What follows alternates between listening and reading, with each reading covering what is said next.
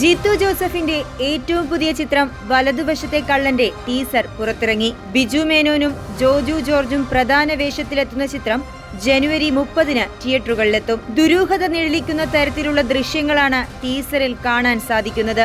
ഏറെ ദുരൂഹമായതും ഉദ്വേഗഭരിതവുമായ കഥാപശ്ചാത്തലമാകും ചിത്രത്തിന്റേതെന്നാണ് ഇതിനോടകം ലഭിച്ചിട്ടുള്ള സൂചനകൾ. August cinema, Cineholics, bed time stories തുടങ്ങിയ ബാനറുകളിൽ ഷാജി നടേശൻ നിർമ്മിക്കുന്ന ചിത്രത്തിന് തിരക്കഥയൊരുക്കുന്നത് ഡിനു തോമസ് ഈലനാണ്. ഗുഡ്വിൽ എന്റർടൈൻമെന്റ്സ് ആണ് ഡിസ്ട്രിബ്യൂഷൻ. മുറിവേറ്റൊരാത്മാവിന്റെ കുംഭസാരം എന്ന ടാഗ് ലൈനോടെയാണ് സിനിമയുടെ ടൈറ്റിൽ ലുക്ക് ആദ്യം പുറത്തിറങ്ങിയിരുന്നത്. ബിജു മേനോന്റെയും ജോജു ജോർജിന്റെയും മികവുറ്റ അഭിനയ മുഹൂർത്തങ്ങളായിരിക്കും ചിത്രത്തിലേതെന്ന് ടീസറിൽ നിന്ന് മനസ്സിലാക്കാൻ സാധിക്കുന്നുണ്ട്. ദൃശ്യത്തിന്റെ 3-ാം പതിപ്പ് എത്തും മുൻപ് ഇറങ്ങുന്ന ജിത്തു ജോസഫിന്റെ ചിത്രം എന്ന നിലയ്ക്ക് പ്രേക്ഷകർക്ക് ഈ കുറ്റാന്വേഷണ ചിത്രത്തെക്കുറിച്ചുള്ള ആകാംക്ഷകൾ ഏറെയാണ്.